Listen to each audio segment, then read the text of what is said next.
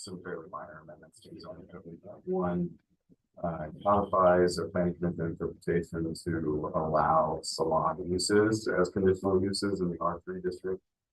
So this is the process where a use isn't identified in the district. A property owner can go to the planning commission, say, hey, if you guys have thought of this when you adopt the zoning code, would you have allowed it in this district? They go through 3 or 4 criteria, review criteria before they make a decision. If they say that it should be allowed, then we put it on a list. Next time we do the zoning code amendment, update that list. That's being reflected here for you. The other amendment is addressing the street side yard in R2 2-family district and the R3 multifamily district. Reducing that in cases where there's no driveway from 15 feet to 10 feet. If there is a driveway in that area, the driveway still needs to be 20 feet long to accommodate a vehicle, so it's not parked over sidewalk rather than traffic.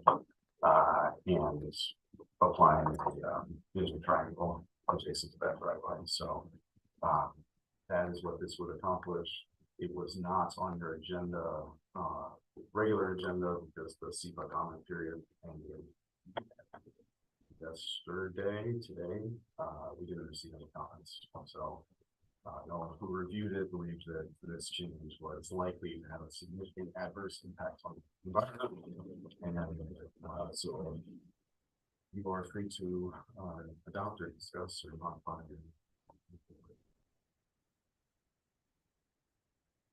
Do we have somebody that has applied for the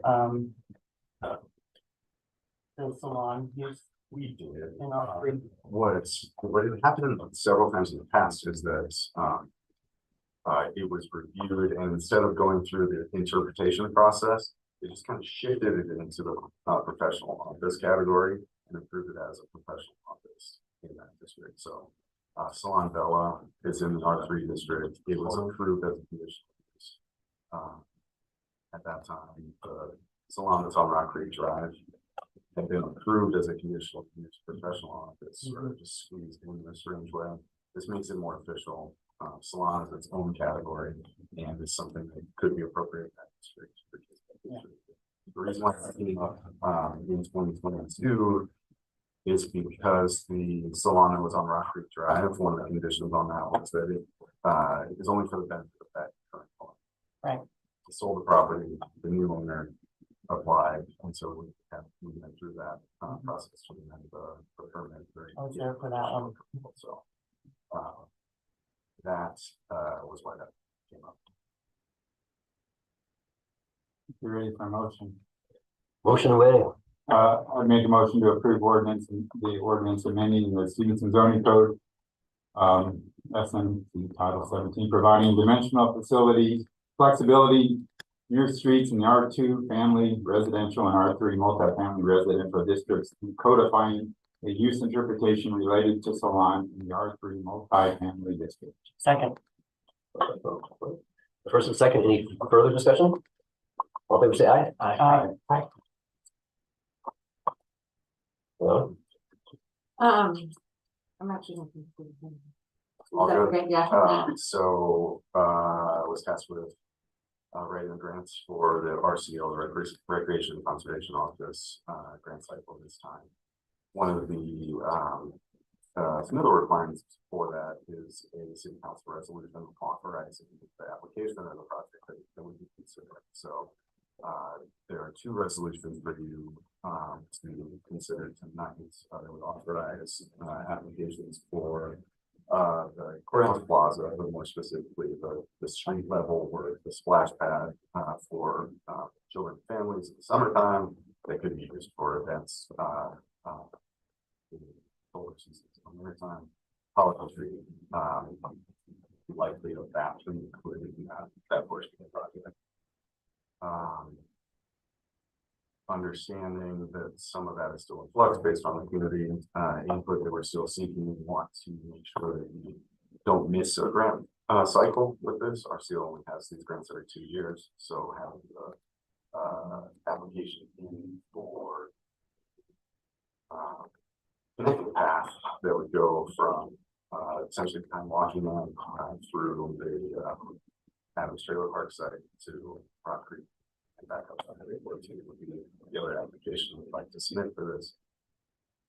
Both of those are identified in the Parks plan that was just adopted. Both are identified in the downtown plan, which was adopted in 2022. So both appear to be really good candidates for us and also for other districts grant program, where there are other projects that are identified in the Parks plan that would explore as well. According to the grant. And as far as the Park Plaza project goes, the survey is still out, it's closed on April 30th, however, it's not in time to analyze the results, communicate with the county, and determine a path forward, and so as an outcome of those results, and so the process will be to meet the deadline, and depending on the outcome of the survey and communications with the county and council, it's easier to pull an application than it would be to we can't wait. And so I have talked to the county about setting up another community workshop to talk about the plaza after the results and the outcome of the results of the survey, and that will be the second meeting in May. So May 14th. Yeah, May 14th. I haven't yet the board yet to get on the agenda, but I have the representative. So this is not necessarily saying one way or the other, any outcome. It's just giving us the opportunity to get funding. Without this, that opportunity would be 2 years Correct. off. Okay. So okay. We want to, do we make a motion and then discuss before, or do we just want to discuss? Motion, some questions now. Let's- Okay. But I'll just make my questions. Okay. Do we know how much that we spent of city money on this project to date? And I realize project to date, that could be interpreted different ways because I know this is going on for some time. So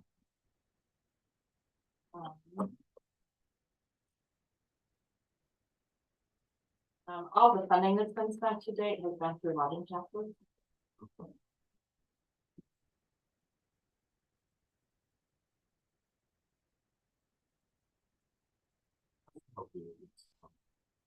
I just want to know. Yeah, just a final question. No, if there's a different way to answer your question, then we can try to. Yeah, no, if it's not at the top of your head, that's fine. Go on. It's not off my head. No. Okay, okay. I know that, are we tracking staff time on this project at all? Whenever I put time towards it, I do allocate it to the parks line item. So it's still a general fund, so it's not. So whenever I allocate my time to like the sewer project, or anything utility related, I make sure that those costs are allocated to the department that I'm working in, so that it's not included in the cost allocation for expenses for the administrative work. Okay, so would that be true of the other staff time, like whoever helps on the application, the grant application or whatever, that I'm trying, so. The reason I ask that is because that will be the reason on this one, is that when we spend staff time on a project and we're not spending that time on another project, we're, opportunity cost, we're making decisions. So that's why I asked about the staff time. So would you track staff time other than yours, like if Dan's working on it or if someone else is working on it? Not necessarily, no. Okay, so we did. And then just a couple more things. On the survey that you sent out, I noticed it was the flyer that went out was a couple of weeks ago. The concern I had about that is that for those that got the flyer like 2 weeks in advance of the survey becoming live, then they have to remember to save that. And oh yeah, now the survey is live on the 16th to 15th, and now I can go back and answer that, as opposed to it being live in the other mail. So that brings up my question: were there, other than that large brochure that went out, was there any other mail notifications? And our postcard saying the survey is now live, you can take it. It was online, it was on It's- Facebook. Well, I'm asking specifically. Mailed, no, as far as, we put it on the person to, if it's important to them, for them to ensure that they respond accordingly. My questions aren't making value judgments, they're just blank questions. It feels like it. Well, And so, but we have put a notice in the newspaper as well. There's been, notices on Facebook. We try to do as much as we can. We can't do a flyer every week. Trust me, my questions on things I'm in favor of are as tough as the things that I'm not in favor of, so anyway, I think that. How many questions on that? I was wondering about the limits of what you can do with the fund for, like, could you say buy a building that's currently empty and build a community center in it? Is that a potential use of this fund? You mean like the Grange? So recreation and conservation, they focus on outdoors and outdoor spaces and outdoor access. So this So specific specifically funding outdoors? is focused on outdoor recreation. There may be other funding that focuses on, community facilities, USDA comes to mind. And as well as community development block grants, but again, there's an income limit for that. And so there may be a path, if you're looking to do something with the Grange, that might be something, that may be better attributed to, a direct request from the state or federal legislatures. Yeah, there's a bunch of other empty buildings, so I was just wondering. Right, yeah, the Grange is one that comes up often, so. Yeah. But could we potentially look into could it operate under the parks for the town, or would that be a separate what's it? A separate fund? park? So it all depends. So there's a Parks Department at the county. The current Parks District is for the pool. And I think the language in that was only for the pool.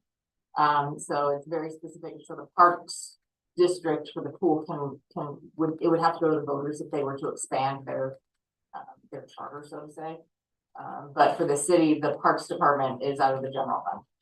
Okay. The parks plan that we adopted grappled with the idea of a community center and whether there is for one and whether there's not for one. We didn't land on anywhere in that grappling. It did provide some guidance to try to centralize the amount of spaces that might be available for community events or for community events, but also just as community centers, centralize that in terms of how much it's going to cost, potentially having a booking portal for everything. If somebody wants to book a community center, but also advertising what is available and what's out there. And so that if people better know what's out there, then you'll be able to better assess whether more community center spaces are needed or not. So that's it. The current parks plan doesn't say that there is an absolute need for new community center. Over time, like we have to amend the parks plan over time every 6 years, so it could be that if we're able to implement some of those centralizing things, that then the next parks plan can say yes, there is an absolute need for this, and therefore we can take that need that we've established over time to funding sources for it. Yeah, one thing I've been talking to a variety of people about for a couple of years now is this community gathering spaces without alcohol. So a lot of times you want to go out and just hang out with people on a weekend evening. It's pretty much just bars. And that's not great for young people or people who don't want to drink. And a lot of people who don't have money to buy food. So Have you ever talked to him at the county about using the Hegwall Center for something like that? well, yeah, it would. I mean, they've got So the the whole table Hegel and is everything. like, it's kind of more focused on spaces for groups to rent for events. I'm thinking more like No, I I think there's an element I of get this, that. but like a space that's set up for people to come anytime. arrangements with her. But I'm wondering Maybe we could if talk they to would be Alex open. and go, hey, Yeah, I mean, let's they've look got at that pool table a and couple of everything. week, this time and this time during the month Right, that we could open it up to the public just to, That's also but part, again, that's, part of the priority of the park plaza too. Is Mhm. making sure that it's a place for everyone to come and hang out. It's designed to be for the residents. It's not as usable in the winter months, so. sure. Right. Or community. gathering place would be- It won't rain, when it's raining. right, but that, I mean, that's a good idea though. And like community rec. Yeah. Usually there's, like athletic gear or Mhm. pool or, you know. Football, games, generally. And I know there's also a lot of, organizations that be interested in, like a community kitchen thing, people are talking about, training for, kitchen staff as well. Yeah. Both community fresh. So, I mean, there's interest in revising that as a project, so, feel like, trying to team up with some of them to put together a community center. The other, question I had about the limit, so if we apply for a specific project, how much can we change that project under that? You have an example? Well, I think like you're talking about the Park Plaza project has changed in size and. Yeah, it's so what it's you just, need, right? so we're basically just applying for a grant for doing something in that location. And we can, what that something is can change. Yeah, as long as they. So again, they want to see outdoor recreation. They want to look at a project and say, oh, that's fun. And so that's where this, the splash pad component comes in. And so we would say, we're gonna build a splash pad here. We've got these schematics of how that, we understand that those schematics, are subject to change because they're in construction documents, yeah. They understand that. But it's not like if we pull the splash pad, that fun portion out of it, they would still be wanting to give us the money, because we wouldn't say, we're gonna build a splash pad. If we include a bathroom, we're gonna build a bathroom with the money that you give us. And then at the end of the project, they say there's no bathroom. We didn't deliver on that, they don't give us the funds for it. So as long as it still fits the criteria of what helped allow us to get the grant, then. In the end. Yeah, I was a little concerned about the, water feature just because we're already in a drought. And so like, So the water feature is, proposed to be recyclable. And so because of that, because it's a water feature, it has to meet the same regulations that you have for a pool. So they'll, someone will need to be pool certified. So it is treated water, but it's recycled. And the plants that we have there are also, native, and so they're proposed to be, The touch points, for city council for this, well, for any grant. Are, if we're awarded funding, then the contract between the city and the grant will come. The city council will have the opportunity to say, yes, we do want to do that project.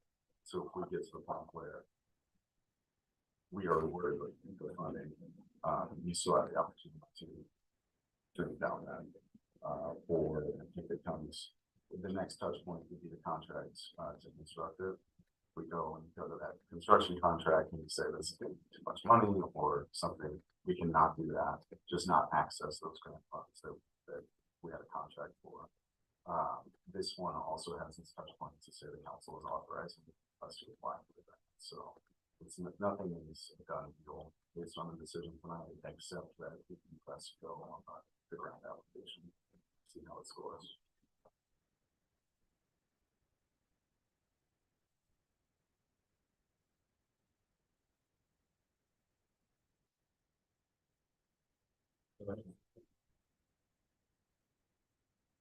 Ready? All right, I'd like to make a motion to approve resolution authorizing the Recreation and Conservation Office application for the Skamania County Courthouse splash pad project as presented. Second. First and second, further discussion. All fair say aye. Aye. Any opposed? No,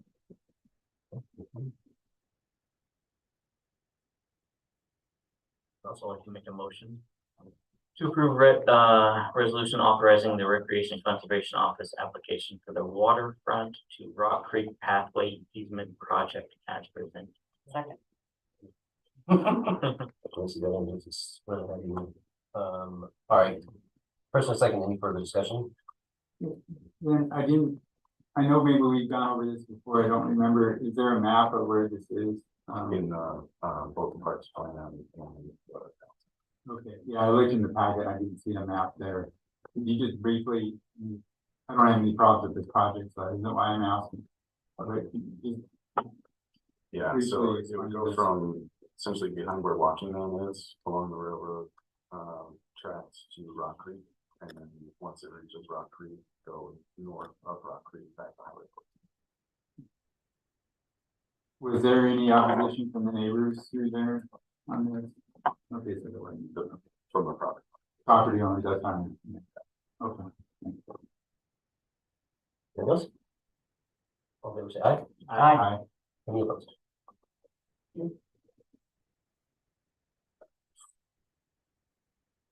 Leon, So every year we do an annual financial report, and so this is the initial draft, there's actually already changes to schedule 15. So. Around, the Department of Ecology loan, wasn't included on the report that was given. And we're also still, just going through and verifying the numbers for the Department of Ecology. And these are, so Schedule 15 is a list of grants or funding awarded by the state. So these are just expenses that we have attributed to those grants or loans. Schedule 16 is the award of federal expenditures, and that is later on in the packet. I typically have it opened up into the HTML version of the packet because it just makes it a little bit easier to see the documents, just kind of just go through everything. And so this is where, so it starts off with the notes to the financials, and that summarizes everything about, you know, how the city accounts for things, what the city does, how the city accounts for things, what types of funds we have, which is also listed in our budget document. And then it talks about how we define capital assets, how we define our compensated absences, which is reported as a debt, depending on what we have to pay out at the end of the year when someone leaves or retires. There's a long-term debt note as well. We have restricted and committed funds, and so restricted funds are based on the type of use. So the street tax that we get is strictly used for streets, so we have a specific street fund. The tourism promotion fund, again, is those funds are restricted.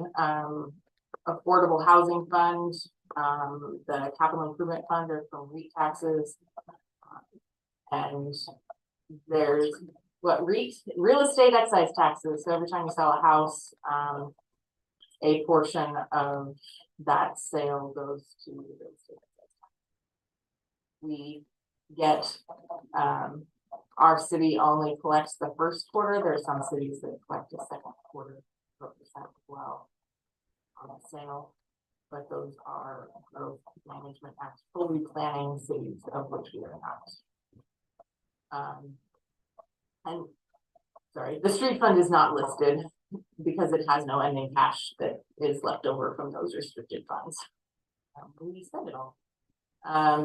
this talks about the second part of this is where we fall within our budget compliance. The equipment service fund, there was a tire blowout on the Vector truck, and so that is what ultimately caused us to go over budget for the repair and new tires for it. And so we exceeded the budget by $11,000. Everything else was within the budgeted amounts. And then deposits and investments, this is what's in our bank account. So it's the cash that we have on hand and the distribution of those. And then it talks about our credit risk and the types of pools that we use. It talks about an intergovernmental loan that we had with the pool district that was paid off last year. But as it was paid off in 2023, we're reporting it in the 2023 report. Environmental and asset retirement liabilities. We do have a well, and there are, so this is a report that everyone has to do, and it tries to tell the story of what your liabilities are. So that first of all, you know what your liabilities are and what you're responsible to pay for if it comes to. But also a lot of lending agencies use this to try to see, you know, can I loan you more money? What's your credit risk? We have a well, but it's currently used on an emergency basis, and we don't, you know, in talking with them, it's like it's in kind of like hydraulic continuity with the Columbia River. So as far as like decommissioning it, we don't really have any plans to. We don't foresee that need. If it were a well that were used on a regular basis and had the potential to need to be decommissioned, we would need to then list it here, and ultimately we would have to do a study and figure out what it would cost to decommission and then put it down as a liability on our books. So, but based on what our analysis is, it's nothing that we feel that we need to concern ourselves with. Leases, they changed a lot of the rules around how you report leases. So again, like what's your outstanding liability? And so what long-term leases do you have, or lease requirements that do you have that may extend beyond this year? So if we had, so for example, we own the copier, but a lot of people lease the copier for a period of 5 years. So if we had a 5-year lease with an option to extend for another 5 years, we would have to then recognize that 10-year cost within our financial report. So when reviewing everything, we don't have any leases, the gist of it. Everything that we have is more or less cancelable within a year. Long-term debt, again, this is a different way to look at the debt. So there's a Schedule 9 that lists the total balance. This has, principal and interest included in what our current indebtedness is. I need to look at this. So this is what is closed. Because I'm looking at going like only 1.3. Schedule 9 shows everything that is not just currently closed, but also currently in process. And so down here in the note, I talk about our loan with the Department of Ecology that is still outstanding, that we're still drawing down on, as well as the loan that we have with USDA that we're still drawing down on. So that information is disclosed and saying it's not in this table yet. I may try to update it. I believe I had a conversation with the auditor last year about it, and I said, well, I don't even know what the schedule is going to be or what it's going to look like. But I forget where we landed on it. I think I put it in and I took it out, or put it in, took it out. So this table may change. Would the equipment go there too? For 2024, yes.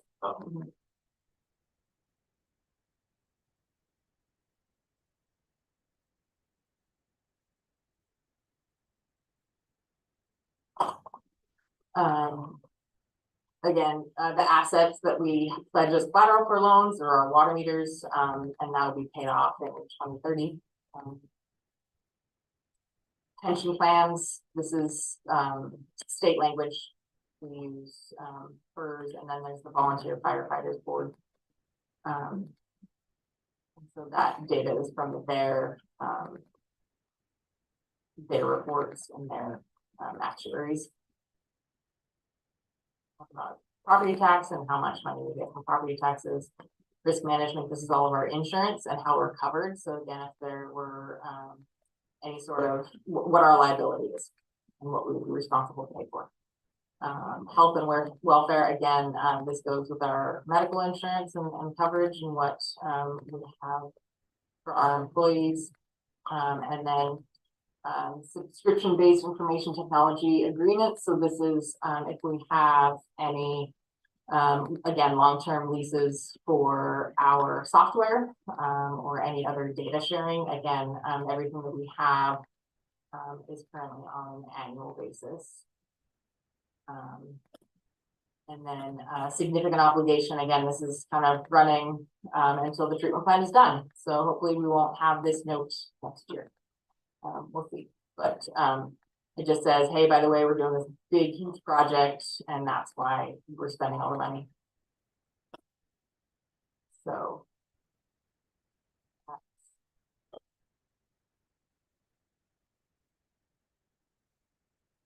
that's the notes for the financials. C4 is just a summary of the financials and how we spend money. So again, the first column is all the funds, and then we have, we roll it up. So one general fund, one street fund, one tourism fund is special revenue funds, affordable housing, healing scars, these are special funds for special revenues, and your capital improvement fund. This is the Columbia Avenue project that we had, Park Plaza fund, and then the water sewer fund and equipment fund. The water sewer project, the wastewater project is rolled up into the water sewer fund.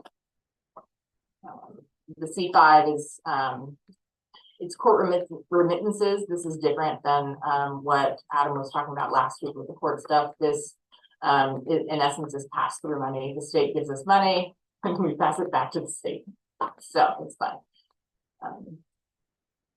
And then the detail for all of that is in your Schedule 1 at a very high level. Schedule 6 just shows cash. So it's your cash flow, what money comes in, where it's going, what your beginning balances were, what came in, what went out, any interfund transfers, and then what your ending cash balances are. Schedule 9 is your liabilities. And so this is where I say it shows that our ending balance is $10 million for total liabilities, and roughly 8.5 of that is the current loan for the wastewater treatment plant that isn't reflected in that first report. Again, I'll check that, so that might be one of the changes. Here's your Schedule 16, which is your schedule of federal awards. And so anytime this Schedule 16 is over $750,000, you're required to have a single audit. And that single audit has to be done by the state auditor, and then they have to complete some paperwork and turn it in. I think it's by August or September. So we will be having another one this year. It just costs more money, ultimately.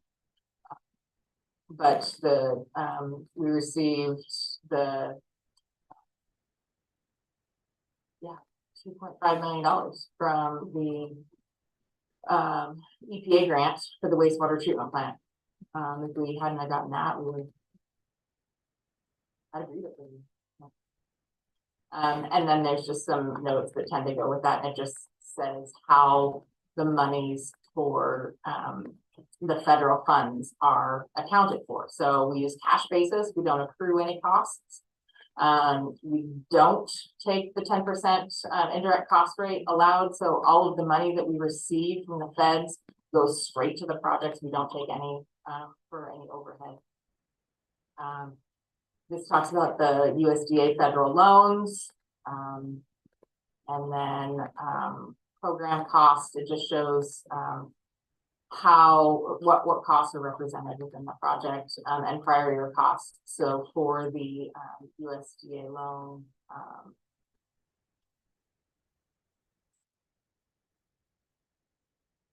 this note might go away.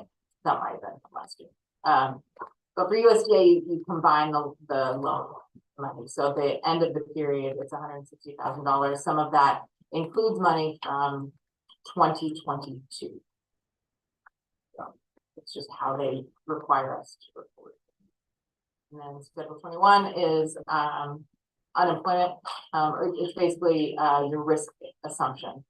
And so it talks about whether or not we self-insure, what our liabilities are for employment, unemployment, L&I, and risk management. We self-insure for unemployment, and we had some claims, and so that the total dollar amount for the claims for the last year is down there. We set aside, we make sure that we have enough in reserves to cover, I think it's the maximum allowable, the maximum amount you could take for unemployment for a year period for unemployed. We don't have a lot of turnover, so it's typically not, that's why we decided to self-insure.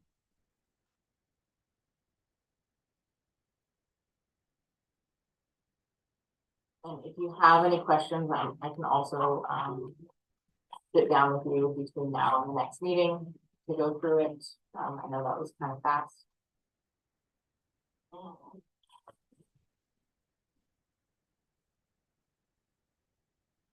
You want questions now or? You want to have anything? I mean, I have some questions or nothing. They're neutral questions. No, that's fine. I mean, it's the first time you've seen it, so. Yeah. On the self-employment, and I didn't want to interrupt you by asking you when you came across some of these items, but on the self-employment, do you evaluate that every so often, or just probably generally, or historically over the years, it's easier to self-play, more profitably self-pay than more profitable than to Yeah, I mean, so we have $30,000 in our reserves, and that's the balance. And so whenever we need to pay, more or less, we just pay out of the general fund. If we do start seeing that it's an issue, I can see where we can start collecting fees again. But like I said, for the most part.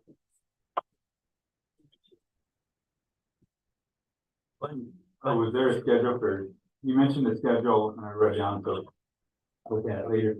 But for state grants, you talked about Schedule that. 16, so Schedule 15 is for state grants. Okay. Yeah. And so that's the one I just gave you. Okay, got it. Okay, yeah. yeah. And then 16 is the federal one. And on the loans, and I can stop measuring against it. I don't have that many, but on the loans that you mentioned, you have that table. Let me see if I can find it. And I think I understand it. And that's just where you have the principal, like 2024, 116,000 plus interest and the total. So if I'm under, and then I realize you have the caveats below with the sewer and stuff and that. So if I go to like skip to 2026, and those are the what, and that look at a number 3 years away, that would be the expected number after payments and stuff given interest. Is that, am I reading this right? So this is what we would pay every year. Okay. So in 2024, we expect to pay $135,000. I'm with you. I'm with you. So the one, way out. right, yeah. So when the Schedule 9 shows you like for more or less the reductions is what you could use to go for the ending balance to estimate when that would be paid off. In our, let's see if I can do this. I have a really lovely graph in our budget document that shows debt, if I can find it fast, but don't worry about it if you can't. Okay. Yeah, but it'll take too long. So then these figures plus the yearly amount from below would like for a given year. Right. Okay, got it. You know, I just have a few, and I can ask you later, I can answer you now, on, when I went through these figures, there were high amounts, and I'm not questioning those amounts, but I just was curious, it made me want to learn more about those funds.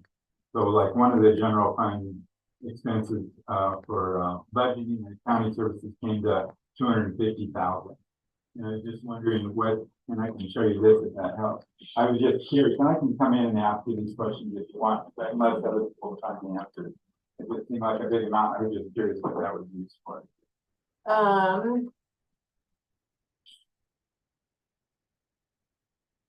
just had a few questions like these and then I'm done. No, I don't know what that is. Okay. His salary? It says for budgeting and accounting service. No, because it's a 43, so the services line. And I can shoot you an email if you want to do brother, because I just have 3 or 4 questions about those, just large amounts, and I was just wanting to learn what they are. And, Yeah, I know, email will probably be helpful. okay, then I'm not, you know, and then. Well, no, some of these would be good for, I mean, if we If can respond to all of this, so this, Yeah, it'd be great, just Yeah. a few of these having a little more detail. Yeah, that was the only thing I was Yeah. thinking is if other people, so what I should do is I'll just send the email just to you and then you can respond to all of them. We're not getting into this. And that way I'll know when you, yeah, Okay. yeah, So no, I'll that's do a good, that. that's good, And that'll probably come back to the BCC. sure.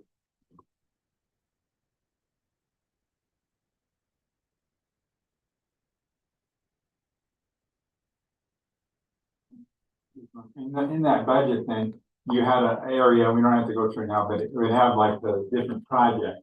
And so.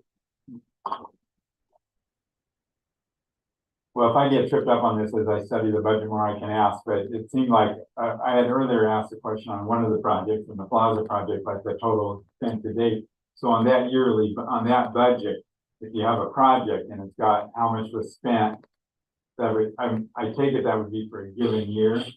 And then how much is left and then how much is, and some of these charts, when I looked at the time period we were looking at, was unclear to me. so this kind of leads into the next, topic. Okay, So, okay, I can look at yeah.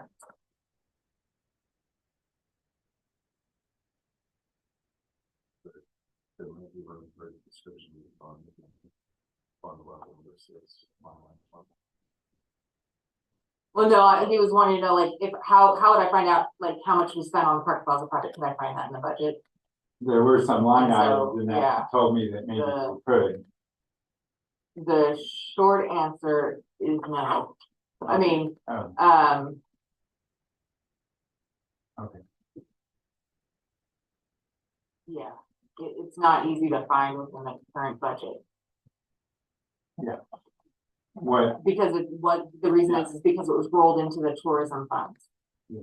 And now it's its own fund. okay, and you may not believe this, but what I made a real point to do is not to send too many emails. Mhm. Because I really, I think you realize I don't send that many.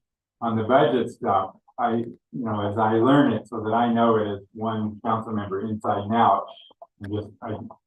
I may have to, there may be a little more learning, there'll be a learning curve there, and that will probably easier if I send you some emails to accomplish my learning curve than be trying to pick you up at meetings like this. So that you'll probably be seeing more emails from me on the budget, and that's not me being judgmental, that's me just trying to learn the budget inside and out. No, and we can, if you wanna send me those questions, Yeah. I can then, it's easier sometimes to sit down and talk about it than Okay. it is to go, Okay. email by email. Okay. And I did actually find, I did find a debt, within the current budget, if we wanted to look at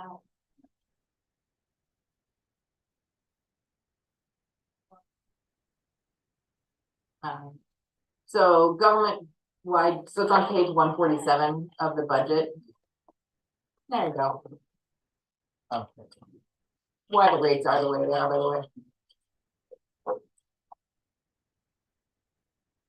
So that's the reason for the 10% increases for the next 2 years.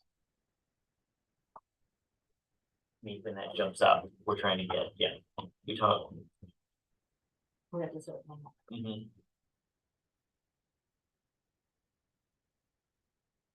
go from paying about $150,000 a year to almost $600,000 a year. Right. So. And then, if you scroll down further after that, it talks about, goes into proprietary funds, but then it goes into, each of the other, it talks about debt by type. I can't change that chart. I wish I could. But it goes, so here it talks about, what each loan is. And then it talks about, what year it is. And I think it talks about what it is too, so it's color coded in that chart again. I tried to see if they could flip it, so at least the colors build on each other instead of moving. But then down here, it talks about each of the leases as well, and what the payments are, and what the debt looks like over time.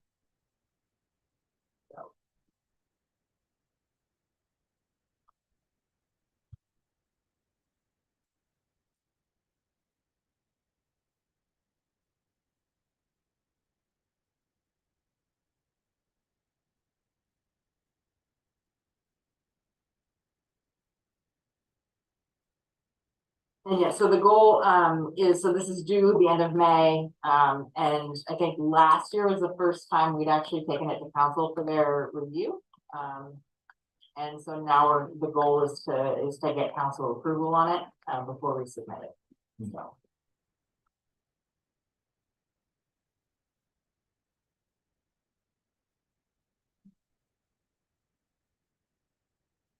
So I can, when Pat gives me any questions, I can respond to that. And I may add some too, you know what I mean, when, I'll throw mine in there and then she can just respond to them. And I can look at the table change for the loan and see if there are any other changes outside of schedule 15.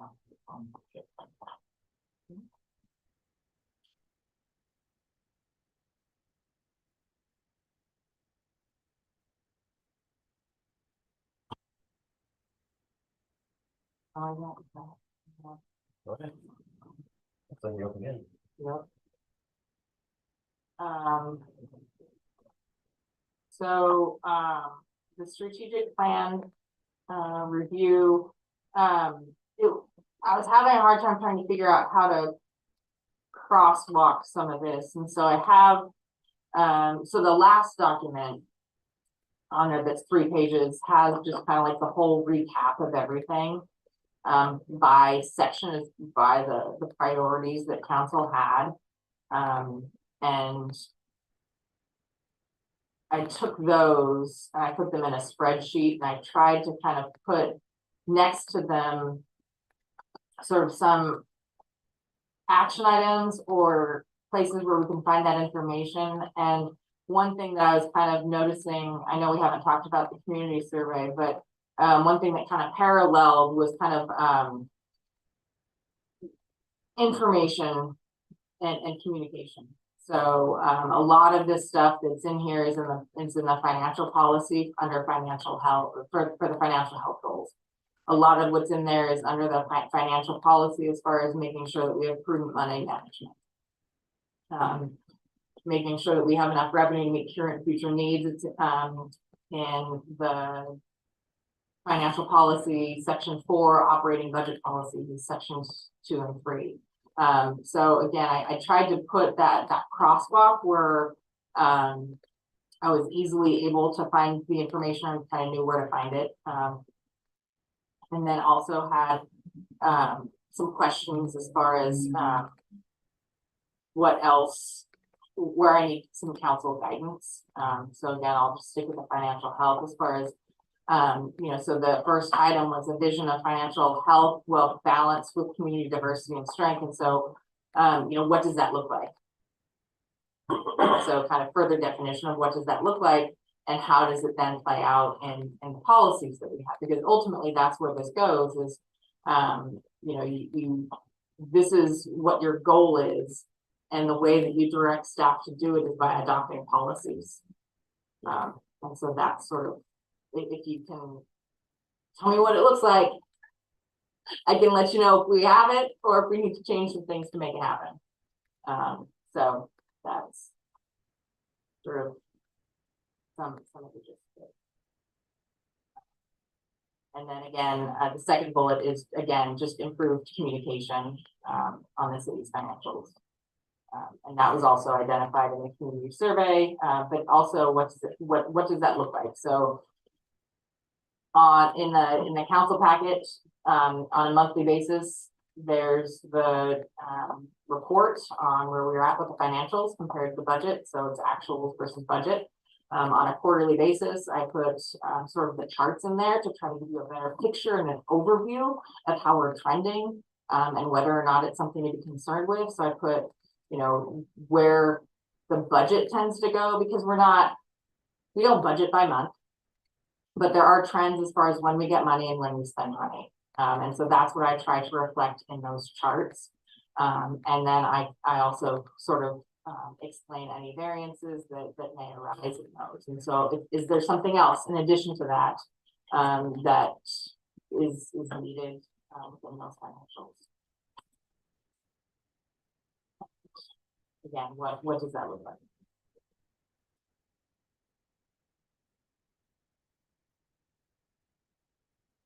I didn't highlight places where I need to have questions. So, I think under infrastructure, prioritization is where there's a lot of input from council needed as far as what does that scoring matrix look like, or how do we prioritize things? We've been operating on some basis of prioritization, but again, just checking with council if there are other things that need to be into that list. Or not prioritization. Especially as we go through putting together the CIP. You have input on that, that would be helpful so that we can again communicate the decision-making process that we have with why projects happen when they happen. Or why we're even doing projects. Part of this we talked about.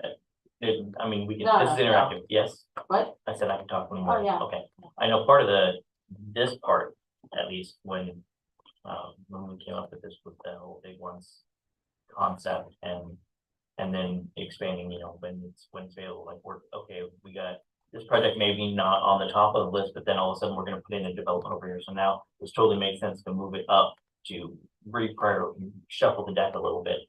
So the order isn't always exactly how it's gonna turn out, but you know, it's on the list, and then we work to make sure that we do it as the most cost effective and least disruptive way that we can. And That was a big focus that we all feeling brought up, but we all, you know, makes sense. Right, and so one example of that is the Main D project.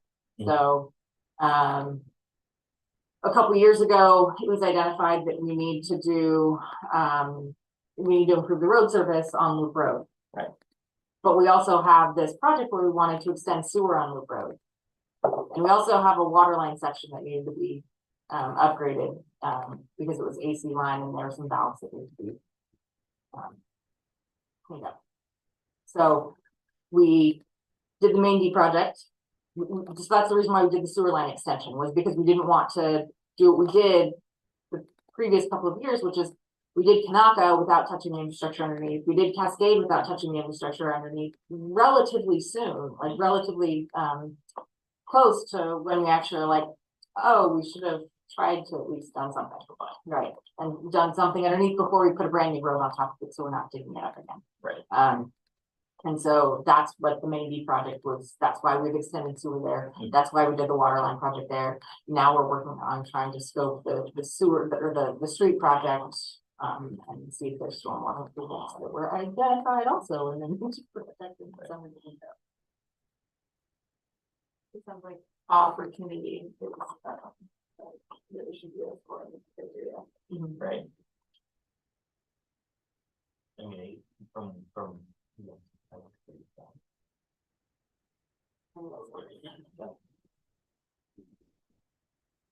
But like, does it leverage the GID 1 policy? And then, and I think one thing that we put in there is kind of like developer opportunity, Mhm. but that was more like funding, I think, like, is there a partnership? Sure. But still.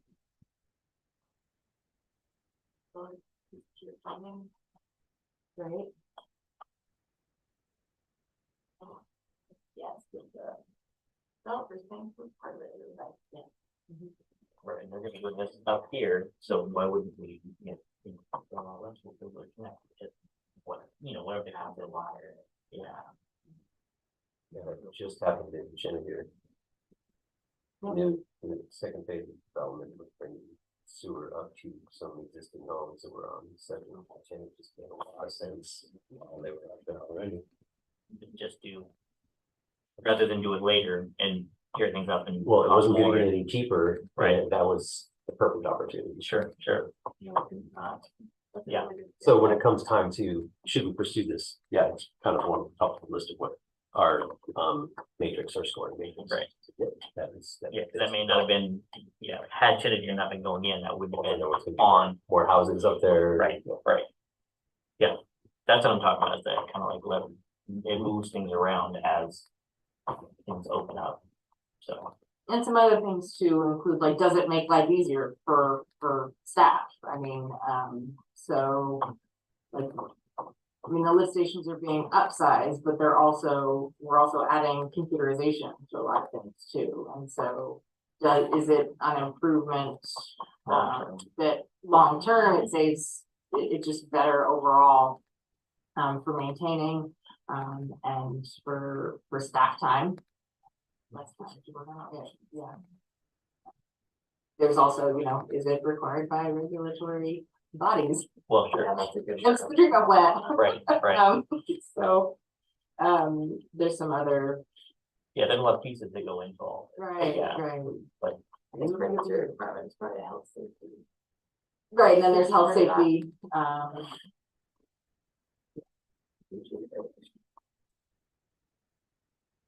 Another thing I think about with infrastructure is, resiliency in case of earthquake. Yep, that's another good one. And maybe not just earthquake, because with climate change, we can get situations where heavy rains will, destabilize the ground and make landslides more likely. So future planning. So there's projects outlined in the hazard mitigation plan. Resiliency. Yeah, so, yeah, resiliency would be a good thing. I think where the rubber meets the road with a lot of these general policies is when you get into specific projects, because a lot of these, I mean, it's good, some of this is really good to have, but it's gonna be value judgments as we go, because, for example, when you have financial health, you put, one of the check marks is without overburden today or tomorrow. Well, it's gonna be a value judgment, that number might be different for other people. So, I mean, I think as we go, we analyze, like we know in the past, I probably had more questions on the capital improvement project. And of course, we're talking about where that's going to be looked at in more detail later on, I know. But, so I think where the rubber meets the road on this is when we fund individual things. And then it probably could be debated on, people could look to these and say, well, I don't think that's enough revenue to meet that satisfies this check mark or that. So these are just general guidelines, I'd say, that where they really will mean something is when you vote on individual projects. Because people could disagree on what these mean. Well, and I think it does. And the way that we come up with that list of projects is going through the list of priorities and how are you prioritizing those projects and how are you coming up with those projects? Yeah. Because if it comes to a point where we're applying for a grant, or spending a lot of staff time on a project, it's because we've been following some of the plans and some of the guidelines, that we're trying to meet. And so, and that previous administrations have approved. And so that's where, staff is looking at the downtown plan that's been approved, the water sewer plans, the parks plans, you know, we're trying to implement these massive plans on an incremental basis. And so that's where we're trying to move the needle on things. And so if there is input on at an individual level on a specific project, I mean, hopefully that's addressed in the CIP and then it wouldn't get on there. But if it's already on the CIP and it's in a couple of years, it's typically because we've identified it as a need and it's then included in the rate structure. And so you would have those revenues to then pay for that project. And so it's hard to do it on a spur of the moment basis because so much time and effort. I mean, And I'm not suggesting. I think he's saying, I think just maybe overall, we're looking at like, yeah, direction on this. This is the piece above, and then when we're actually getting to the funding, we go, okay, this checked all these boxes up here. So already, so now we need to look, we're looking at the specific pieces of the CIP, right? Yeah, I'm just saying that just because this may look good, doesn't mean that there isn't gonna be disagreement or debate later on. Oh, Because sure, somebody else is gonna say, you could interpret these check marks differently, is all I'm trying to say. Sure. well, no, so that's all. I guess what I'm getting at is, so what does this look like, or what from a staff perspective, what guidelines do we need to be following when we're looking at projects, or when we're looking at setting rates, or we're looking at fees, we're looking at implementing policy, you know, what's gonna make you guys happy? right.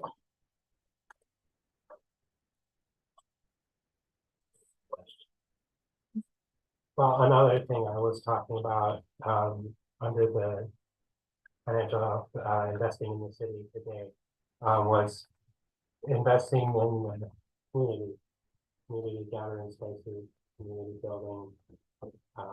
Because people feel more connected, they're more inclined to contribute to the community in their space. So that can contribute to the long-term financial health. I think most people. And the biggest comment as far as what people liked about the city was the look and feel of the city. Those are those community spaces.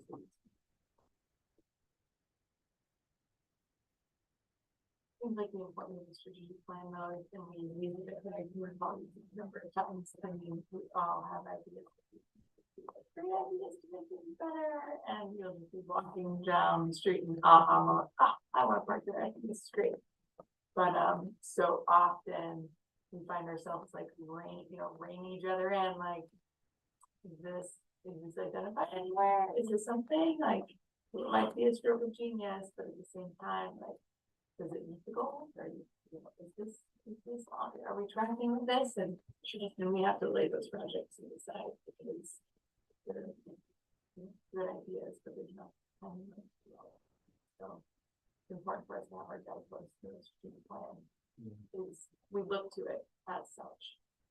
Well, and so the last time around, as far as like looking at the data and trying to use tools around financial health and communication, that's where I went to ClearGov to try to find a budget tool that can communicate. I mean, like those debt graphs, and provide that information to council and to the community about the city's finances. Unfortunately, it takes more staff time than initially thought. And so the next phase, so I canceled that contract because it's just not a tenable solution going forward. There is another tool, it costs more money.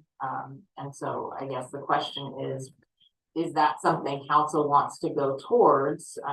The new tool would be more of an automatic flow of information. It would do like daily uploads and downloads. It would be connected to our software system, whereas the other one was a very manual process and would take a week to a month of turnaround time once I gave them data for them to upload it. So and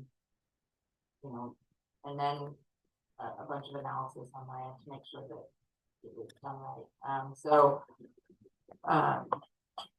is that something council wants to do, or is it, you know, how does that, what does that good communication look like?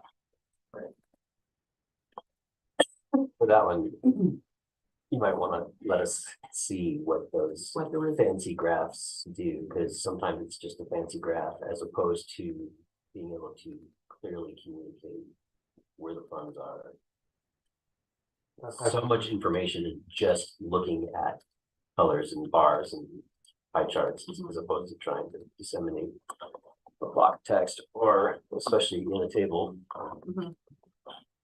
I think if you look at the citizen being the user and the thing, how they would analyze, and this all get back to the budget. I know how they might analyze something would be different than how you or we might analyze a budget. Because like though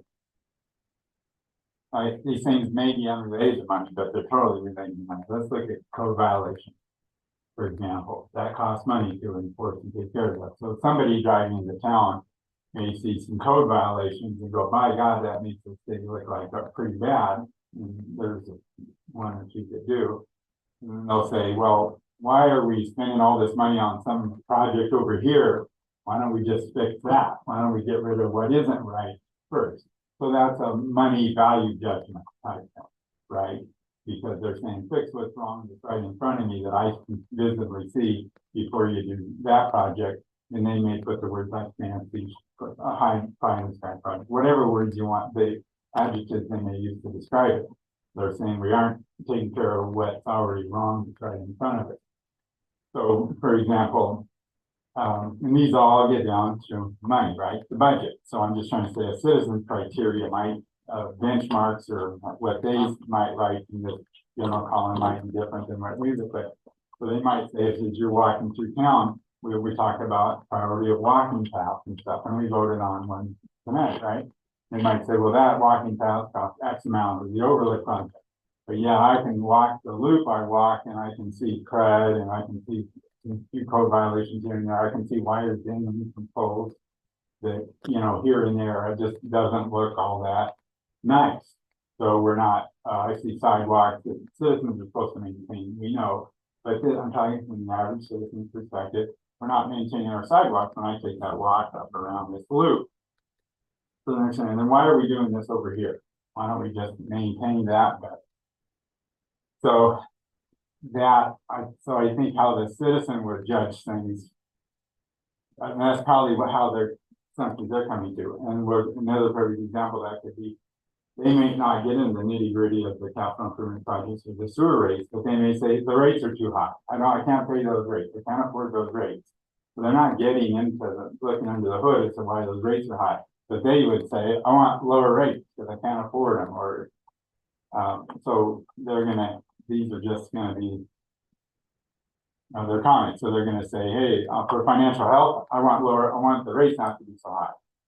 You know, so that's what they put. Well, and then they say, I don't care how you do it.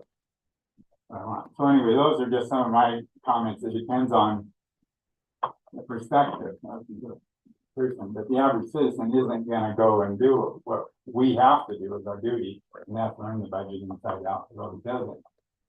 So anyway, Well, I've seen, I'm sorry, I'm not cutting you no, off. I'm done. Okay, like I've seen comments, from people that really government funding and how things are spent and where, you know, different buckets and whatever, like, well, the school got this deficit, yeah, we're trying to build this over here, but they're not the same thing. The city's not, the school budget is not the city's budget, and, you know, tourism money and road money, like that stuff doesn't, you can't just go, oh, well, let's just use the grant that was to do this street to pay for 5 more teachers. Like that's not how it works. But you know what I mean? So that's an education part where, you know, we as council or even other cities that I saw, you know, make comments, no, that's not how this works. Like you can't just go, these are 2 totally different things. But you're right, people get a perspective, they go, well, this is going on over here. How come we're gonna do this over here? And they're not even in the same ballpark. So there is some where you're gonna get comments and you can't, other than trying to educate people on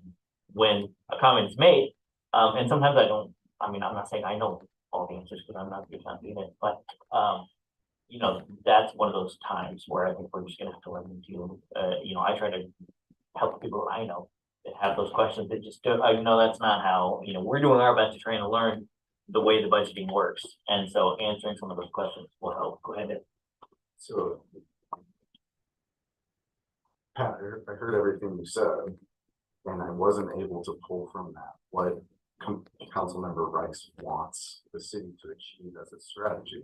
Perhaps it's make the citizens happy, but that, I mean, if that's the outcome that you want, that the citizens are happy, Well, I mean, I would just say, I probably wouldn't do any, I wouldn't do that. If you wanna get specific, and I don't think we're gonna get anywhere, if we do, I would say, you don't do the park plaza until you maintain and make the parks you already own first. You better, if we can't maintain the parks we have there, why can we then turn around with a straight face and say we're gonna maintain the courthouse plaza? I'd say demonstrated here, you can't maintain Walnut Park, but yet you're gonna do the plaza.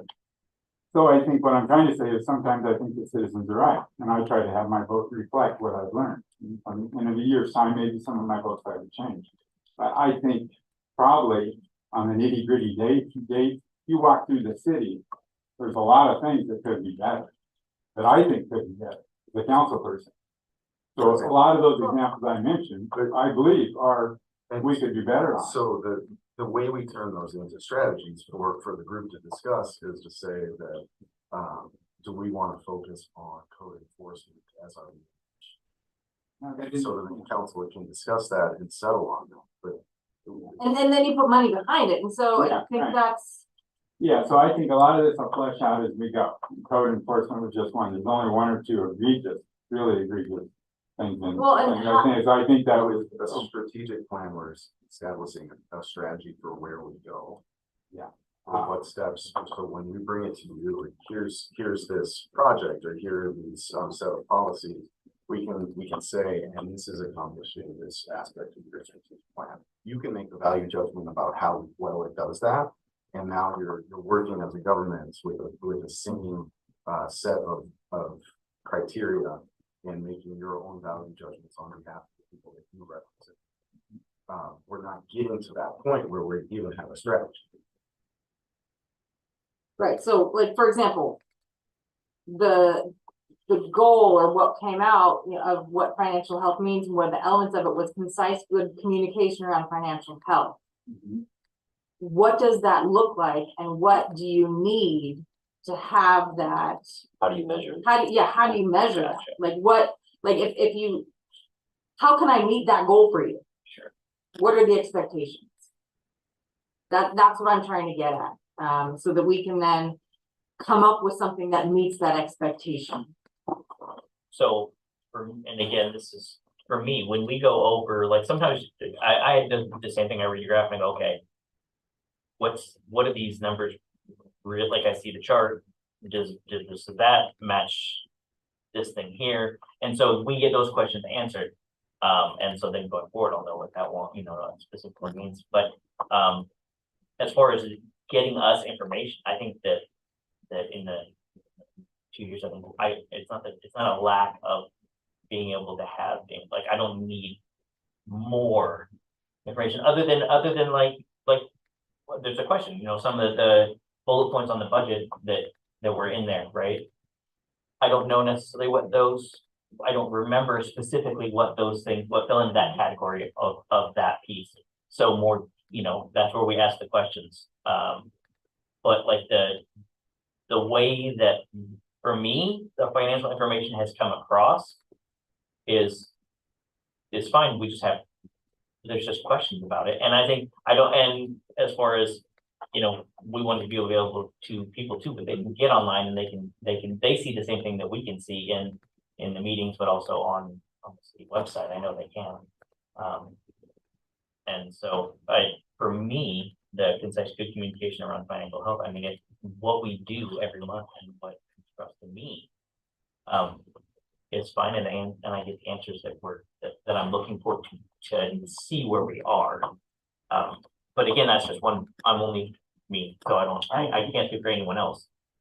But as far as like spending a bunch more money to get a different tool. I understand making it, making things faster and more automated is always something that we look to do for long-term things. But for me, I don't need that specifically as a cost for us to be able to understand what's going on. I think that just being able to talk about things and answer the questions that we have when they come up, for just me is where I'm at. Sometimes I prefer just having the raw data. Right, and that's one of the things, yeah, just So I breaking it can down. myself and make my own.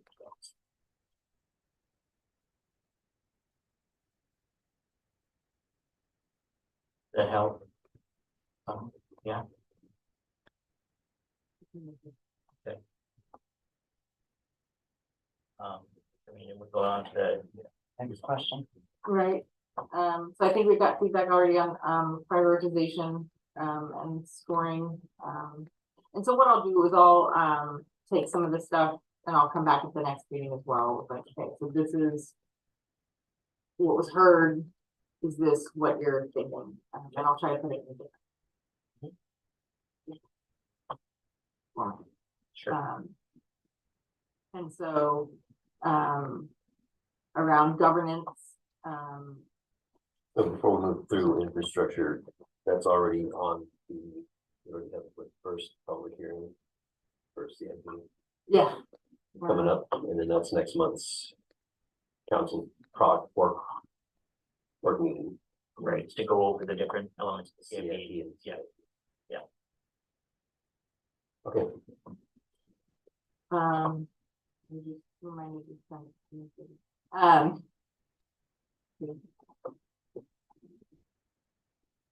And then, so governance, a lot of these are in, the council rules of procedure. I know there was some disagreement on some of the items, and so the question is, how does council want to proceed? So I went back over, and again, is it okay? I Go for it. Someone will jump in. open forum. I went back over the, what is it called? The rules for being on council. What are those, the document? The council rules of procedure, or, okay, Well, I think, so there's the city document, and then yes. there's RTW. But Okay, the city document is what I looked at. And one of the things that came up when we were doing this exercise was a question about like, okay, I'm gonna use me as an example. Something passes and I totally don't think that it should have passed, but it passed, right? And then I'm gonna go out. It was absolutely like in that thing, it even says like disagreeing is not like disagreeing publicly with what happened is the issue. We recognize this was passed. I just don't agree with the way with the outcome. That doesn't mean. And so when we were talking, we were like, well, what does this mean? What is it? Well, if I disagree, I can still tell people that I disagree and I can tell them why I disagree. It's just, okay, this passed. I was part of the council. As a group, we said we're going to go forward with X. I don't think we should, but it's still, I'm one vote. This is mine. And so a lot of the content, I don't want to say, a lot of the discussion around what this looks like was I think, once I saw and read through that document, was like, well, yeah, that's not even it's not an issue. Like you can absolutely 100% totally disagree and voice that disagreement. Doesn't change the vote. I can 100% not agree with the way that it went. And so governance, you can be part of the governing body and work with the rest of the council, even though, okay, this wasn't the way I wanted to go. There's still steps after that we have to keep going on. We have to keep moving forward as a group, but I don't have to agree with the way that vote went. But do you agree that you would have to support that decision with the ground? If it was part you don't have to, I don't have to.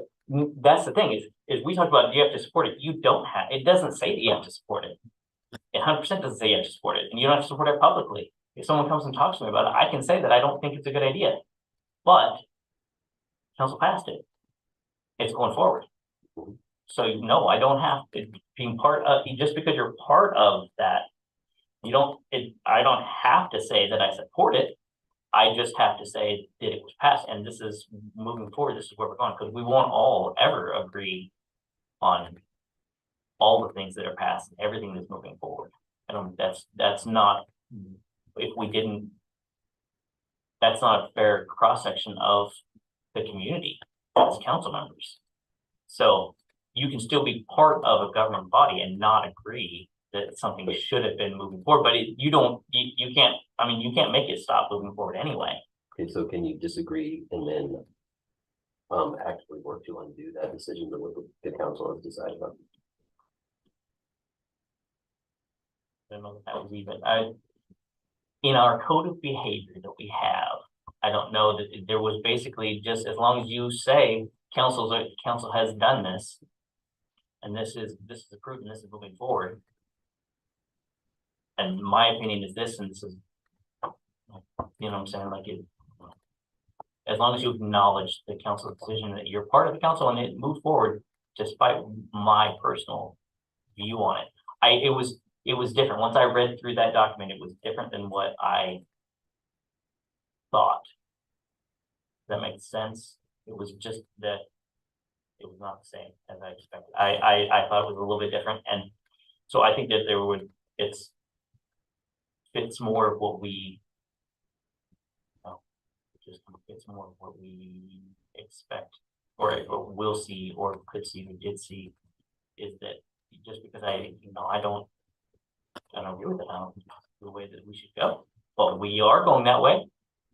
At least for now, this is how it's going, and maybe I believe that is a fair way to move forward. Also, maybe I appreciate what you're saying. Also, I mean, the United States was built basically on dissent. I mean, dissent's a cherished thing, and I think one thing we all agree on is that you can do that in a respectful way and still treat each other right. And I think that happens a lot easier if we just say, hey, at times we're gonna disagree, and can we be adults about it and respectful of each other, and I think that's how we have to operate if we want to get along and work.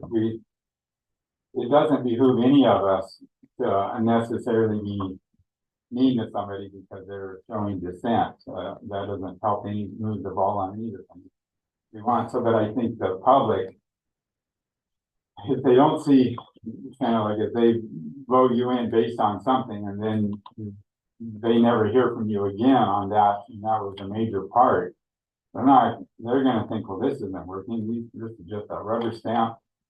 I mean, it almost undermines everything you do, even there you're in agreement, because how can that possibly be? It almost makes you appear weaker, like they're just rubber stamping it, they just work with the staff. there's never any. Yeah. Right. Well, So and that's fair. And I- well, like I think even we, when I think this is a point where like we disagreed on things and been like, okay, well that's how it's gonna go. But we're gonna go one together, we're gonna disagree and move forward with whatever the decision is. And I think that as a group, and Dave and I quote against each other on a regular basis.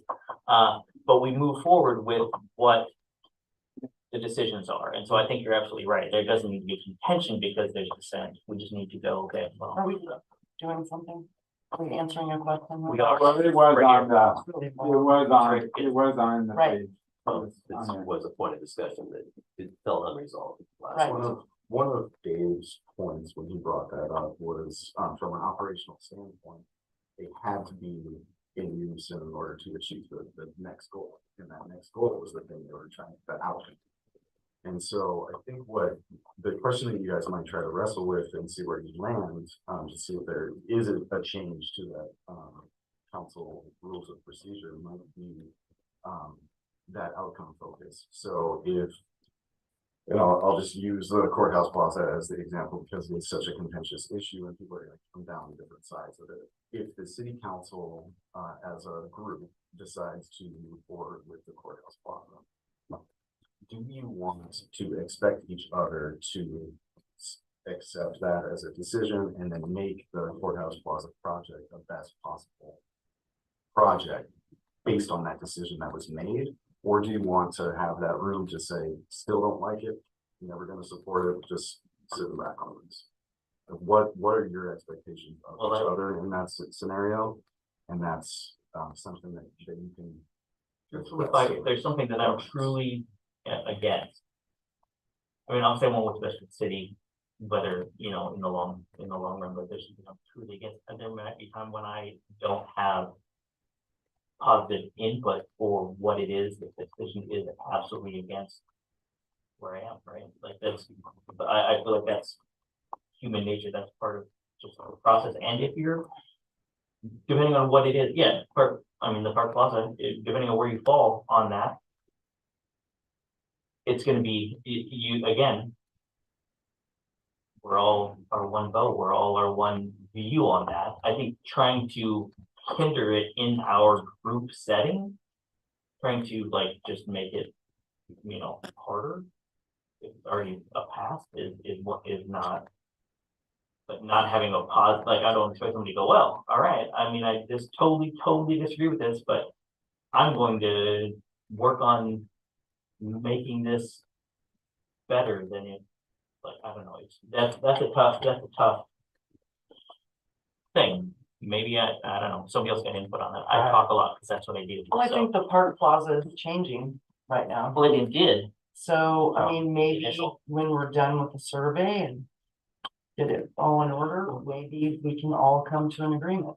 Well, so short of diving into, Yeah, because it was just brought up as an example. Right. The idea is that once, even, you know, if it's split 3-2, but the majority voted to go a certain direction, working against the vote is not a way to be a cohesive governing community. Agreed. Even if you voted against it, working against it is just at some point be a machine that's working towards, because we now, yes, I didn't agree with it at the time, but working against something that was voted on is not how you, not efficient, and it's not a great way to govern. I was thinking about the oath of office, because it includes supporting all local ordinances. So you can propose to change the ordinance, but once that vote is held, your job is to support the outcome. Right. Sure. Support the outcome. Not, so that, I think that's the most part of support Yes. the So, outcome. I mean, just, Are you arguing with? no, I'm like, I'm trying to like, okay, in the policy, does there need to be clarification on how we disagree, or, I don't know. Or does it just, Disagreeing is Just- healthy, and expecting everyone to always be the same way is foolish. But supporting the outcome for me is the most important part, support the outcome. That's what it means to vote. Because Go with the majority. the authority exists in the group, and the group's decision is That's the the only authoritative decision. well, you're right, that the only power a person has is when they're sitting at a city council meeting twice a month. So, given that we know that's their only legal authority is sitting in that meeting. You can't really control what somebody does outside that meeting. They have no power as one individual person.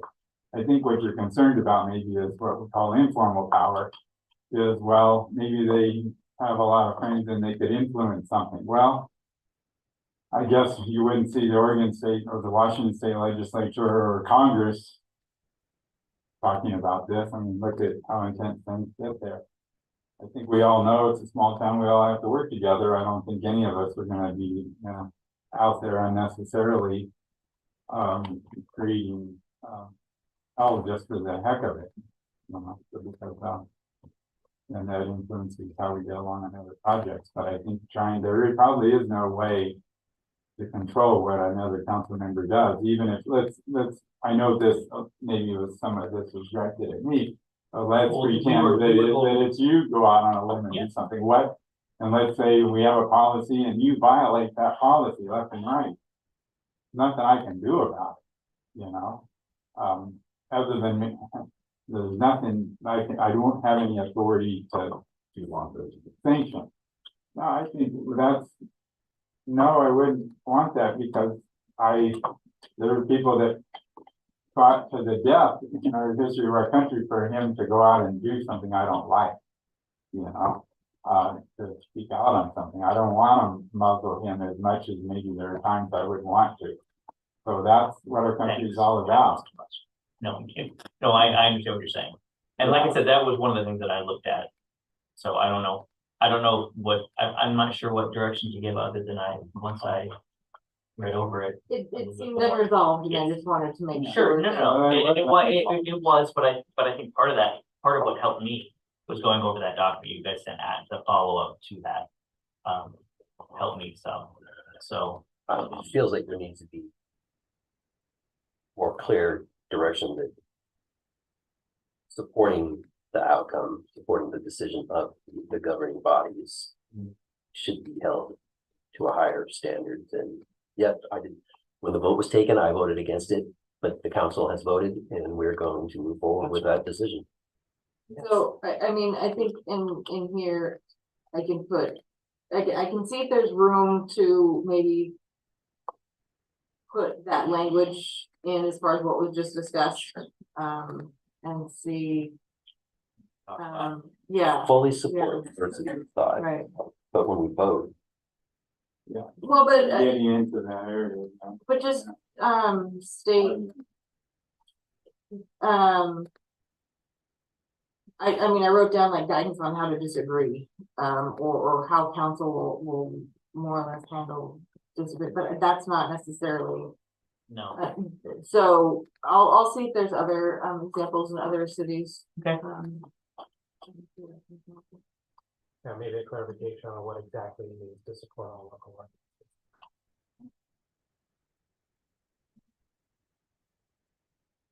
And then sorry, the last one, internal processes, so need to identify, what the priorities are, and then determine metrics for the performance metrics. Around internal policies, again. Just information sharing as far as, listing the policy documents and provide that on the website. All sorts of spelling. Standard operating procedures and setting expectations, on process and timeline. So again, being clear as far as what, so I think that's an important part to read into this is not blurring the line between managing staff that are being, staying in the lane of what the responsibilities are of a city council member. But keep in mind, these strategic plans are supposed to be for a year or more. And as you can see, there's grants that you spin up as you go. These are not the sort of projects that you don't just spin up overnight. So it's important for staff to be able to allocate their time appropriately based on the priorities that you've given them. So we can't be super dynamic throughout the year. We can be dynamic throughout 4 or 5 years, or maybe not even that long, but they have picked a direction based on your priorities. So coming up and saying, okay, here's a great idea. That is a great idea. Where does it fit into this plan that you've already given us direction on? So giving them, it's a tool for not only for city council, but for city staff. Ability that says documents like the comp plan. This is the direction you're going. Sometimes it's going to have to be, it's not no, it's just not right now. Tell us how that fits in the strategic plan. And if it doesn't, then the next time we talk and dust out the strategic plan, pull this out of your back pocket. We've had that happen before. well, and that's part of the challenge that, that we run into when code enforcement's discussed at meeting after meeting, and it doesn't show up as a priority when we talk about it from a strategic planning perspective. sure. Right. So if it's not a priority, why are we spending so much time on it? And so that's where staff is trying to figure out, well, what, these are the things that have been outlined as priorities that we're working on. And when you're asked to talk about things as priorities, this doesn't come up. So how, Yeah. that's what we're trying to balance. maybe that's sometimes like the code things I thought of. Nobody's talking, at least I'm not talking about code enforcement generally. There's anomalies that happen that you can never fit in a box. Like, and not to get into discussion on code enforcement, but the few examples I'm thinking of are anomalies. They're unusual. They're something that shouldn't be ignored, in my view. Okay, so, you know, sure, that maybe that's a code violation. It falls under code enforcement. Nobody's talking about, let's start enforcing all the codes. No, but we have this anomaly over here that's pretty bad. We need to deal with it, even if, you know, in the council maybe, and there'll be a decision eventually whether we do on one or two of these worst cases or not. So that's why that comes up. So there's any business or any entity, right, have some flexibility. Like you're throwing curveballs at times. Hey, we didn't anticipate that, but boy, that's something we got to deal with, because have you seen that? You know, without getting into specifics. So maybe you know, I'm just trying to say, to take those anomalies or those out of character situations and then say, well, you're saying we should enforce code, or, you know. Well, and then what's falling off? So, Yeah. But there If you isn't, have a complaint, like Well, yeah, there's a there's just, vehicle for that. I think that there, what he's saying is like, there's just, like, if there's.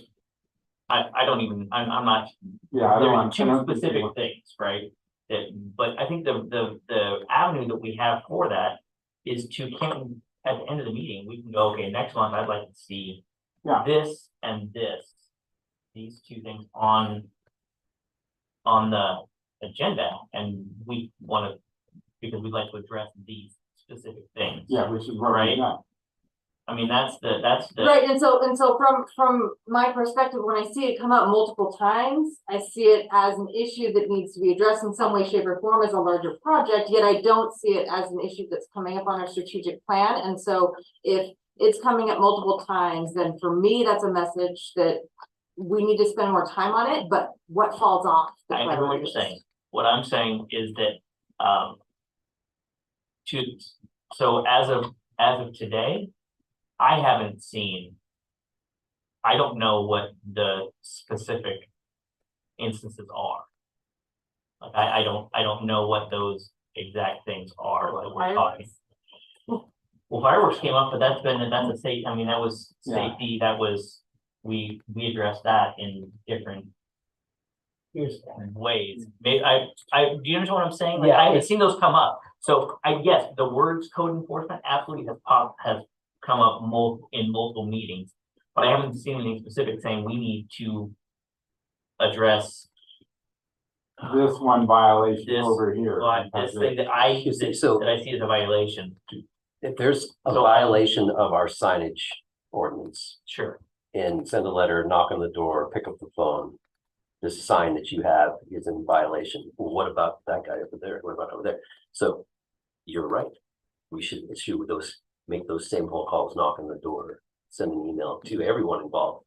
That's more than just one phone call. That's asking one or more staff members to say, all right, everybody's gonna get this email. You are 100% correct. Why would we want you to think that we were soloing, picking on your one violation? So anomalies is, yeah, and we all know who you're talking about as far as some of these code enforcements, but then it's gonna be, okay, so how much money are we gonna spend on it? How much are we going to? You might not know what I'm talking about, because I mean, I know of other ones that are pretty minor, and I'm not talking about those. Short of drilling down into those specific things, Yeah. sometimes someone said, well, if you want to fix the road under the bridge, just throw some rocks in it and make it bigger. No, that's not how that simple that is. That's not that simple at all. So I hope that you don't see this as pushback from the staff level, but there is sometimes more a bigger picture to what we're talking about. So if these things are something that you would really love to dive into, staff needs that direction. Right.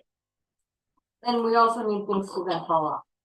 Yeah, I well, mean, understand that that's That's gonna what it be is. the Right, thing. ultimately, it's a time, it's a. It's a workload. resource. Yeah, So- yeah. Time is very important here. Well, and the thing is we put a lot of time into coming up with the strategic plan, so then making things fall off after spending that much time on it is Well, not. are we saying that Okay. if we have a strategic plan and let's say something comes up and it's not on the strategic plan, then we just don't deal with it, that would. No, that's not what we're saying. We're saying there's a decision to be made. Well, one of the things is I think that we can have that discussion on, I mean, whether or not we take something off now, we don't really know the extent of. Just like, okay, we had an executive session on one thing, and don't worry, I'm not gonna talk about what we talked about, but where we had to make some decisions. We could say, well, was that in the strategic plan, the decision that we made in the executive session? Was that in, we didn't like the strategic plan, we had a problem, it was dealt with. Okay, and I'm just trying to say is you might have the code enforcement thing that prompted this to be on the agenda. Might be a one-off, might be a one problem. How much resource time, how much time does that take? How much money does it take? Those answers are unknown now. It might be a finite amount of time because the specifics that like Mr. Cox has in his mind and I have in my mind are one-offs. They aren't prevalent throughout the town. So we don't really know yet what we're talking about in terms of resources or time because we haven't really discussed. We haven't got down to the weeds.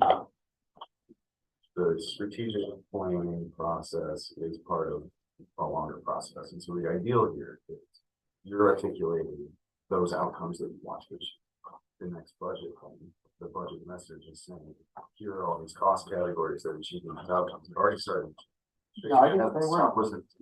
No. And then, so that budget document is the one that sets up for the next year.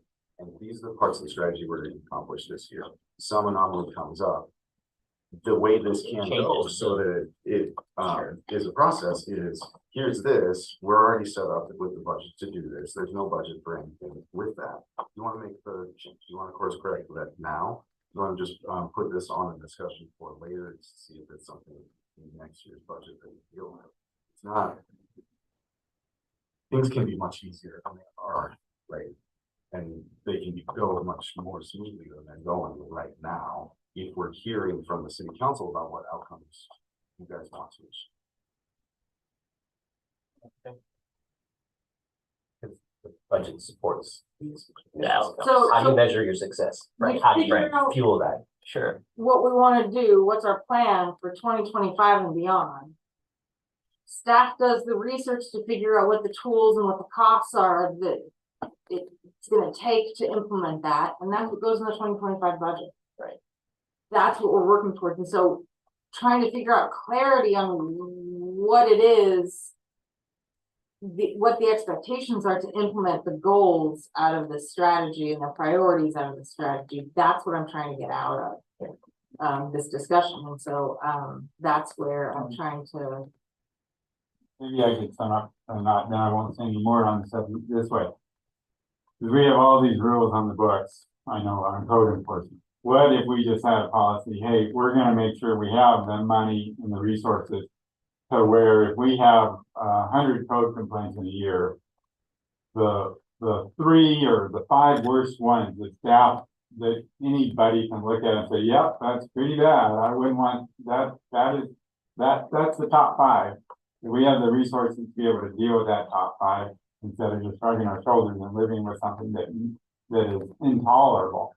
And what that gains us is, what I learned a long time ago is that you want credibility with citizens. And so there's nothing more exasperating than a citizen to think, well, my God, your rules say this, and look how bad that is, and you're not doing anything about it.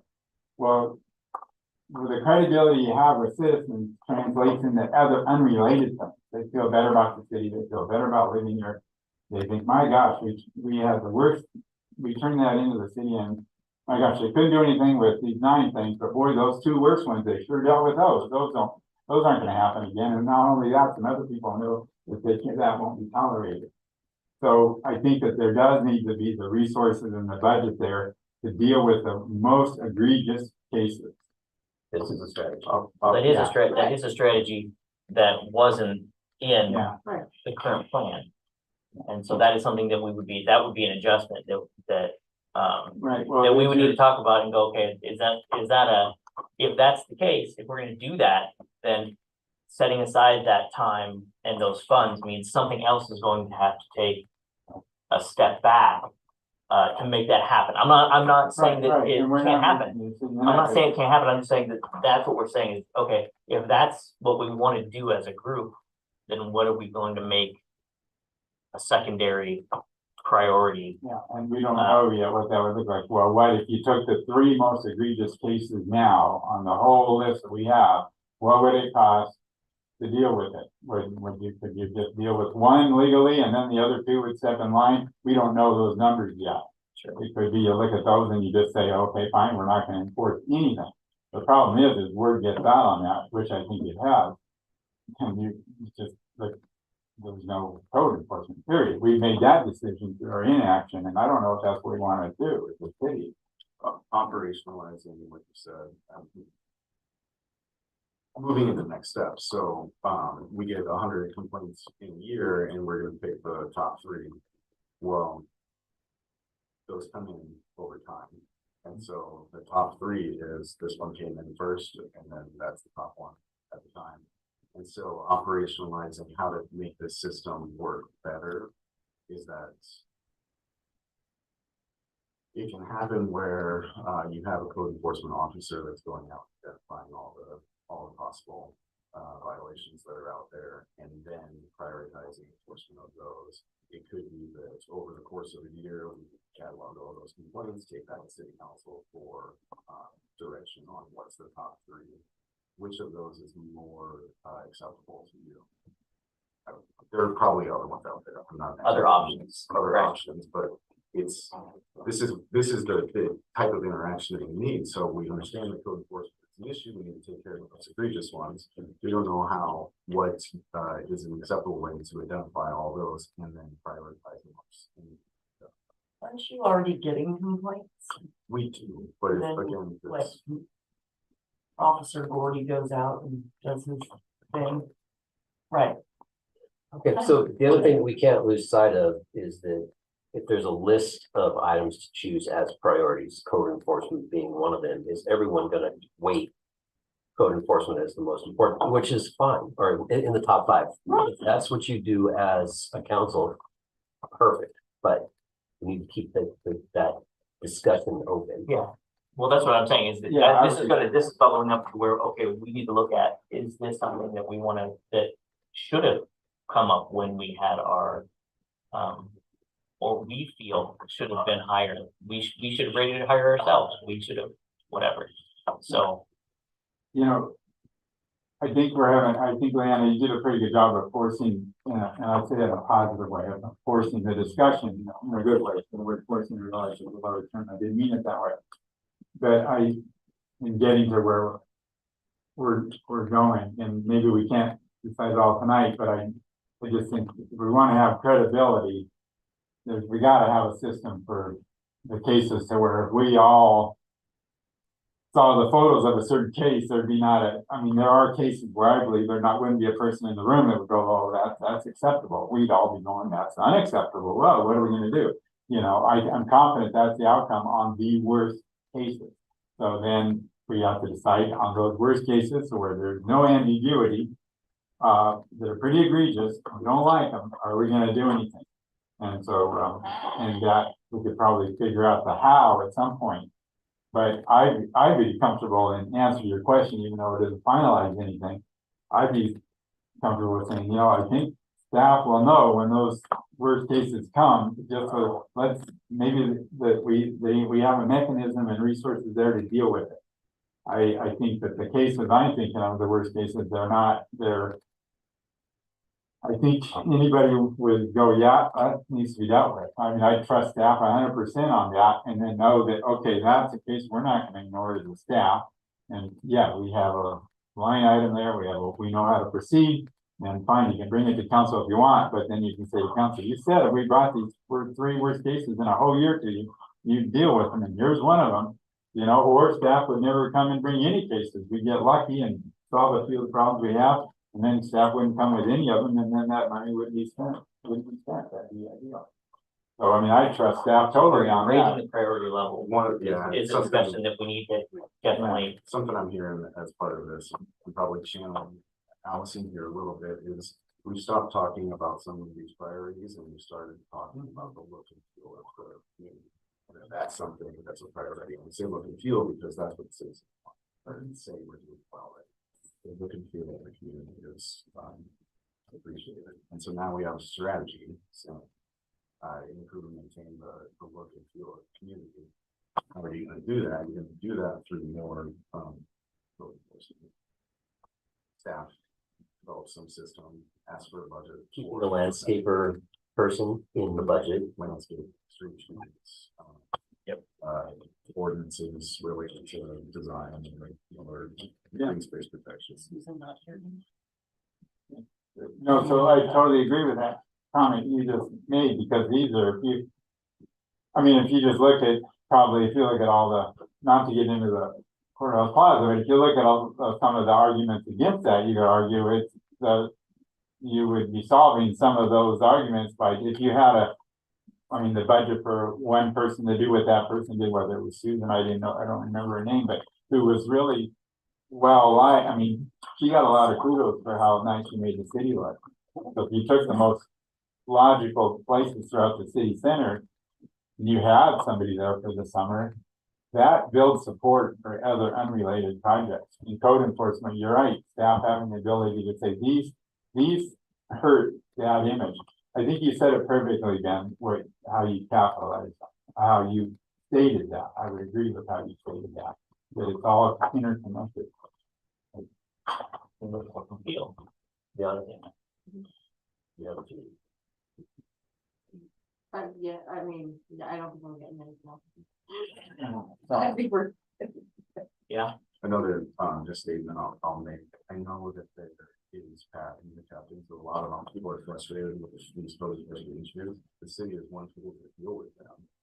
The city's actually inaction is something that you all have control over and budgetary influence over. The city's not a violator in most cases either, right?